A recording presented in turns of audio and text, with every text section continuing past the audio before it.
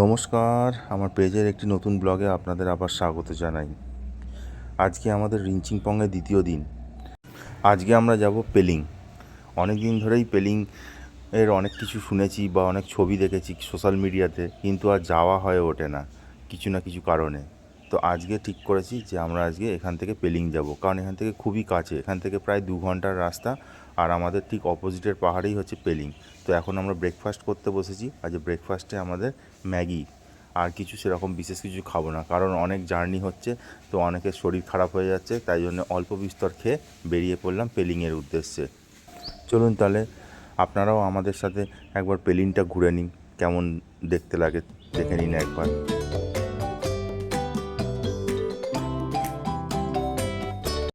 চলে এসেছি আমরা এখন পেলিংয়ের রোপওয়েতে, আর এখান থেকেই আমরা পেলিং ভ্রমণ স্টার্ট করব।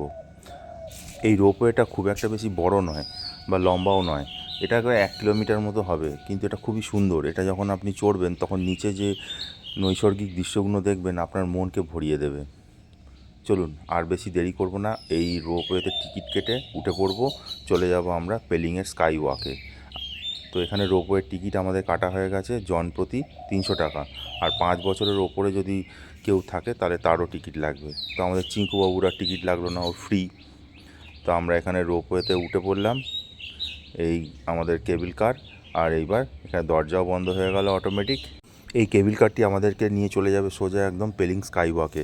আগে যখন রোপওয়ে ছিল না তখন যারা ট্যুরিস্ট আসতো তারা কিন্তু ডাইরেক্ট একদম ওখানে যেতে হতো গাড়ি করে। এখন আর সেই অসুবিধাটা নেই। এখন আপনি এখানে এসে স্কাই ওয়াকে যাওয়ার জন্য এখানে আপনি 300 টাকা দিয়ে টিকিট কাটবেন, বোথ ওয়ে আপনি আসতে পারবেন। মানে ওয়ান ওয়েতে পার হেড পড়বে 150 টাকা করে, আর যদি স্টুডেন্ট হন তাহলে একটু কম পড়বে।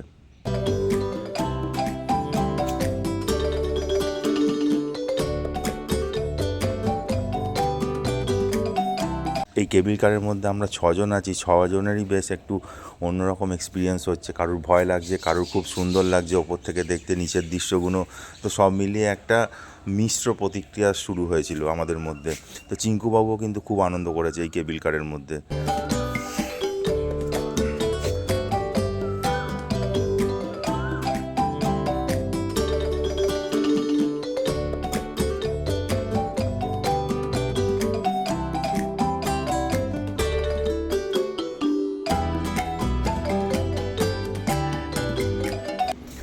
আমরা এখন নেমে পড়েছি কেবিল কার থেকে, আর ওই যে দূরে দেখুন পেলিংয়ের স্কাই ওয়াক দেখা যাচ্ছে আর বুদ্ধদেবের মূর্তি। চলুন এখান দিয়ে হেঁটে আমরা এবার হেঁটে হেঁটে এবার স্কাই ওয়াকে যাব। এই হচ্ছে স্কাই ওয়াকে যাওয়ার গেট। এখানে আপনাকে টিকিট কেটে উঠতে হবে, জন প্রতি আপনার 100 টাকা করে পড়বে স্কাই ওয়াকে যেতে। আজকে ওয়েদারটাও সেরকম অতটা ভালো নয়, কারণ এখান থেকে কাঞ্চনজঙ্ঘা দেখা যেত খুব সুন্দরভাবে, কিন্তু যেহেতু আজকে মেঘলা, তাই জন্যে আজকে আর সেই চান্সটুকু আমরা মিস করব। তো যাই হোক, সব মিলিয়ে ওয়েদার একদিকে ঠান্ডা আছে, একদিকে রোদ নেই, তবে একটু মনোরম ওয়েদার। বৃষ্টিটা না হলেই হলো। এখানে আমরা জুতো খুলে তারপরে স্কাই ওয়াকে উঠলাম। এখানে আপনাকে ব্যাগ ভাড়া নিতে হবে 10 টাকা করে। সেই ব্যাগের মধ্যে আপনার পরিবার পরিজনের জুতো সব একসাথে রেখে তবে আপনি এই চত্বরে আসতে পারবেন। কত স্নিগ্ধতা, কত পরিষ্কার দেখুন চারিদিকটা। এই হচ্ছে আমাদের সাথে সিকিমের পার্থক্য। এখানে আপনি কোনো রকম কিন্তু কোনো ময়লা ফেলতে পারবেন না। যদি আপনাকে এরকম দেখে তাহলে কিন্তু আপনাকে সঙ্গে সঙ্গে কিন্তু ফাইন দিতে হবে। তো সেইটা আপনারা মাথায় রেখে বা খেয়াল রাখবেন যখন আপনারা এইখানে আসবেন। ওই যে আমাদের টিম বুদ্ধদেবের মানি ঘোরাচ্ছে এখন। এটা বুদ্ধিস্ট কালচারের একটা অন্যতম একটা নিদর্শন। এখানে এই যে জিনিসটা, এই মানি যদি আপনারা ঘোরান তাহলে এটাকে বলা হয় যে আপনি ভালো কিছু করবেন ভবিষ্যতে, বা আপনার ভালো কিছু হবে। তো সেইটা মাথায় রেখে সবাই এখন ওটাই ঘোরাতে ব্যস্ত। চলে এলাম আমরা স্কাই ওয়াকে। কী সুন্দর দেখুন, পরিষ্কার পরিচ্ছন্ন। এখানে আপনি শুয়ে বসে সব রকমভাবে ছবি তুলতে পারবেন। আর এখন অতটা লোকের ভিড় নেই, তাই জন্য এখানে আরাম করে এখন বেশ ছবিও তোলা যাবে বা ঘোরাও যাবে, এখানে দাঁড়ানোও যাবে। এখানে যদি লোকের ভিড় বেড়ে যায় তখন কিন্তু আপনারা কিন্তু ছবি তুলতে পারবেন না চট করে। তো আমরাও এখানে এই সুযোগের সদ্ব্যবহার করলাম, যেহেতু এখানে ফাঁকা আছে তাই জন্য বসে আমরা অনেক ছবি তুলে নিলাম। আর এই স্কাই ওয়াকের ব্যাকগ্রাউন্ডেই কাঞ্চনদা দাঁড়িয়ে আছে, কিন্তু তাকে আর এইবারে দেখা যাচ্ছে না, কারণ পুরো মেঘে ঢাকা, কালো মেঘ, তাও আবার কোনো সরার কোনো চান্সই নেই। এই চত্বরটায় পুরো 180 ডিগ্রি ভিউ কাঞ্চনজঙ্ঘার। এইবার নয় হয় পেলাম না, কিন্তু পরের বার আবার যখন আসবো তখন একবার দেখা করে যাবো এইখান থেকেই দাঁড়িয়ে। অনেক ছবি দেখি সোশ্যাল মিডিয়াতে, সবাই এখানে পোস্ট করে কাঞ্চনজঙ্ঘাকে ব্যাকগ্রাউন্ডে রেখে, কিন্তু আমাদের সেই সৌভাগ্যটা হলো না। এখানে এখন প্যারাগ্লাইডিং চলছে।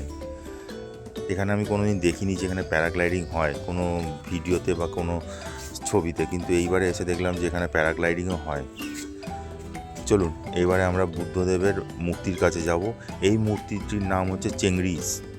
তো এখানে প্রায় 50টার মতো সিঁড়ি আছে, ওই সিঁড়িটা বেয়ে ওপরে উঠতে হবে।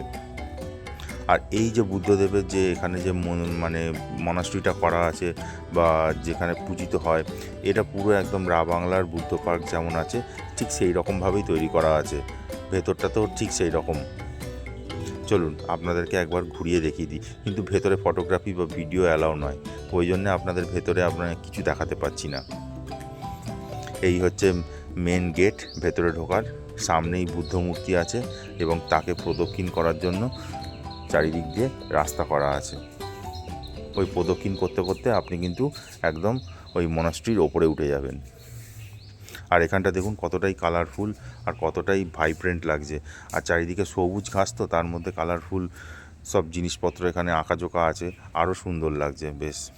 এখানে ছোট ছোট ফুলের গাছ, ফুল ফুটে আছে, একটা স্নিগ্ধতা, একটা সুন্দরতা, একটা পবিত্রতা চারিদিকে বিরাজ করছে। সত্যি এখানে সকালবেলা এলে না দিনটা খুবই ভালো যাবে।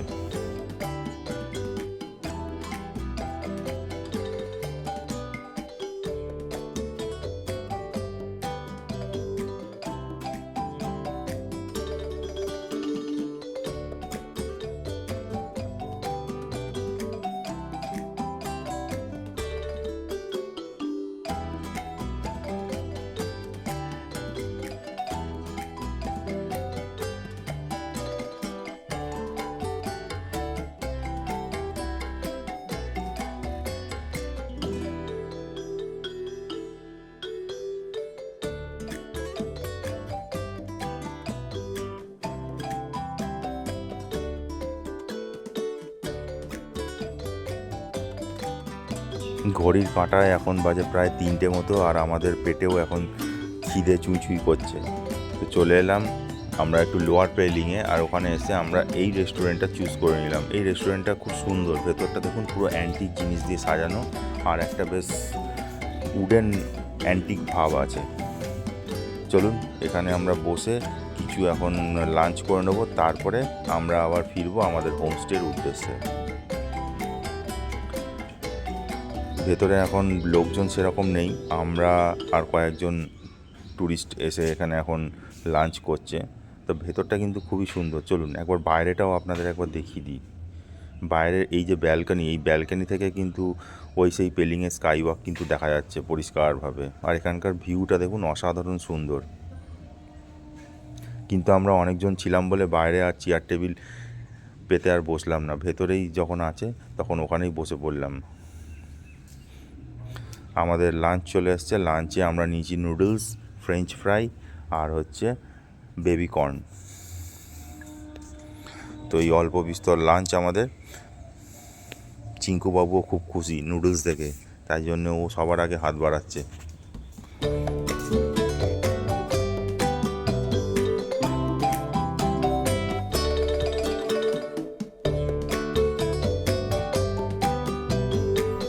এখন বাজে সন্ধ্যে 6:30 মতো, আর আমরা এখন হোমস্টেতে পৌঁছেও গেছি।